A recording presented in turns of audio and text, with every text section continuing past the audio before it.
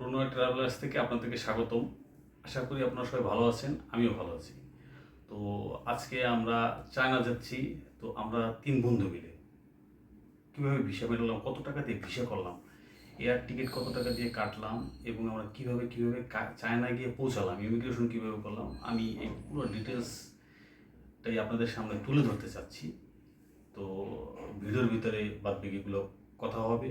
চলেন এবার শুরু করা যাক। তো আমরা এখন রওনা দিয়ে দিচ্ছি হজরত শাহজালাল আন্তর্জাতিক বিমানবন্দরের উদ্দেশ্যে। তো আমরা একটা সিএনজি নিয়ে নিলাম। তো সিএনজিতে উঠে পড়লাম তিন বন্ধু মিলে। দুই শামীম ভাই, ওনাদের দুজনের নামই একই নাম, শামীম। তো আমরা রওনা দিলাম, একটু আগে আগেই বেরোলাম, যেহেতু রাত 10টা 10 মিনিটে ফ্লাইট। আমরা একটু আগে বেরোলাম, কারণ অনেক সময় রাস্তা জ্যাম থাকে, এয়ারপোর্টে ঢুকতে সময় জ্যাম থাকে এবং এয়ারপোর্টে ঢোকার পরে অনেকটা ভিড় ভাট্টার কারণে অনেক সময় দেরি হয়। এই জন্য আমরা একটু সময়টা হাতে নিয়েই বেরিয়ে গেলাম, যাতে আমাদের সময়টা মধ্যে কোনো ডিস্টার্ব না হয়। যাই হোক, আমরা এই যে এয়ারপোর্টের ভিতরে ঢুকে যাবো, প্রথম ফার্স্ট চেকিং, সেখানে প্রথম ঢুকতে হবে। আমরা ফার্স্ট চেকিংয়ে দিয়ে ঢুকে গেলাম। আমরা ওয়েটিং রুমে বসলাম একটু। তো আমাদের শামীম ভাই আমাদের জন্য কোল্ড ড্রিঙ্কস নিয়ে আসলো। তো কোল্ড ড্রিঙ্কসটা ভালোই লেগেছে।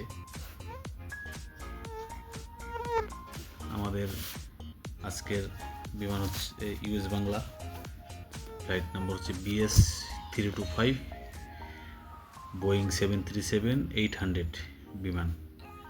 আমাদের বাংলাদেশ থেকে চায়না যেতে সময় লাগবে 3 ঘন্টা 40 মিনিট। আমরা যে বিমানবন্দরে যাব সেই বিমানবন্দরের নাম হচ্ছে বাইওয়ান, গুয়াংজু বাইওয়ান এয়ারপোর্ট। আমরা ওখানে যাব। তো আমরা আস্তে আস্তে বোর্ডিংয়ের দিকে চলে গেলাম। বোর্ডিং শুরু হয়ে গেছে। তো আমরা বোর্ডিংটা নিয়ে নিব। দেখতে পাচ্ছেন বোর্ডিংয়ের ওখানে প্রচণ্ড ভিড় ছিল।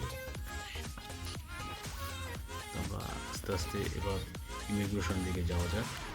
তো আর একটা কথা আপনাদেরকে বলে নিই, আমি চেয়েছিলাম ইমিগ্রেশনের ভিডিওটা আপনাদের দেখানোর জন্য।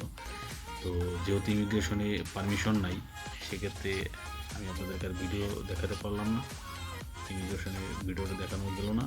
তো আমরা ইমিগ্রেশনে ঢোকার আগে এখানেও একটা চেকিং আছে, লাস্ট চেক। তো যাই হোক, অবশেষে আমাদের ইমিগ্রেশন হয়ে গেল। এবার আমরা চলে যাব বিমানে ওঠার উদ্দেশ্যে। বিমান ওঠার আগে আর একটা লাস্ট চেক আছে, যেটা হচ্ছে আপনার একদম জুতা খুলেও চেক করতে হয়।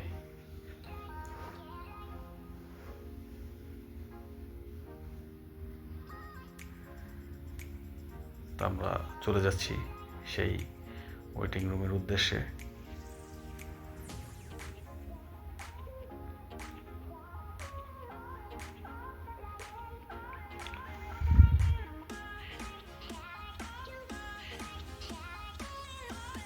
আমাদের লাস্ট চেক হয়ে গেছে। আমরা এখন বাসে করে চলে যাব বিমানের কাছে। যেহেতু বিমানটা একটু পার্কিং এরিয়াতে থাকে, সেক্ষেত্রে আমাদের বাসে করে নিয়ে যাবে। আমরা বাসে করে গিয়ে বিমানে উঠে পড়ব।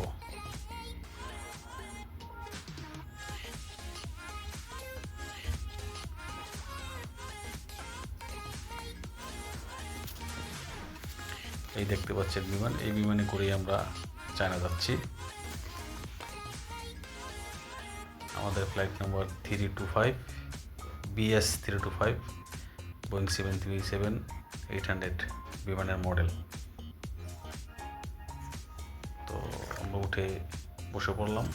আমাদের সিট পড়েছে আমার একদিকে এবং আমাদের শামীম ভাইয়ের একটু অন্যদিকে, আমাকে আরেক শামীম ভাই একটু পিছনে। আমরা চেষ্টা করেছিলাম একই সাথে বসার জন্য। যাই হোক, যেহেতু একই সাথে বসা হলো না, আমরা আলাদা আলাদাই বসলাম। তো বিমান রানওয়েতে ছুটে চলেছে, টেক অফ।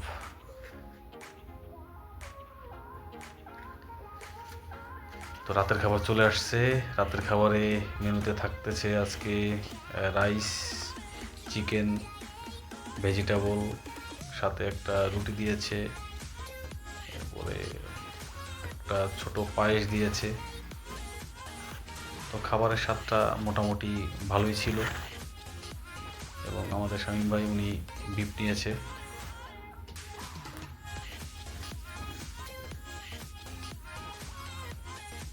আমার কাছে বিমানের খাবারটা মোটামুটি ভালো লাগে খেতে। তো আমরা দেখতে দেখতে চলে আসলাম সেই বাই-ওয়ান এয়ারপোর্টে ল্যান্ডিং। তো আমাদের নিয়ে যাচ্ছে এখন পার্কিং এরিয়ায়। আমরা কিছুক্ষণের ভিতরেই বিমান থেকে নেমে যাব।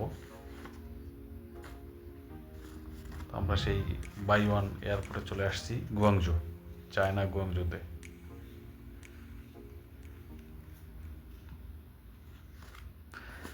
আসার সময় আমাদের বিমানটি সর্বোচ্চ 36,000 ফিট উপর দিয়ে ছুটে চলেছিল। যাই হোক, আমরা বিমান থেকে নেমে যাচ্ছি। এখন আমরা আস্তে আস্তে চলে যাব ইমিগ্রেশনের কাছে। ইমিগ্রেশনটা কীভাবে করা যায়, ইমিগ্রেশন করে এরপর আমরা চলে যাব আমাদের হোটেলে। তো আরেকটা জিনিস আপনাদেরকে আমি বলতে চাচ্ছি, সেটা হচ্ছে দেখেন ওনাদের এয়ারপোর্ট এত পরিষ্কার, এত গোছানো সাজানো, মানে এটা আসলে ভাবা যায় না। দেখেন, আপনি যদি অবাক হবেন তাদের কার্পেটটা দেখলে। পুরো এয়ারপোর্টটাই কার্পেট দিয়ে তারা ঢেকে রেখেছে। আসলে আর আমাদের দেশে তো কার্পেট নাই, ময়লা আর ময়লা। যাই হোক, এটা নাই বলি।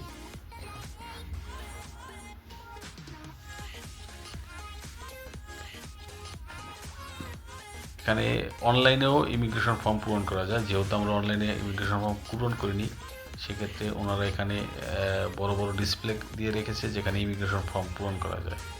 তো আমাদের শামীম ভাই আমাদেরকে হেল্প করতেছে ইমিগ্রেশন ফর্ম পূরণ করার জন্য। তো আমরা ইমিগ্রেশন ফর্ম পূরণ করে ইমিগ্রেশনে চলে যাব। ইমিগ্রেশন করে আমরা আমাদের সেই হোটেলের উদ্দেশ্যে চলে যাব।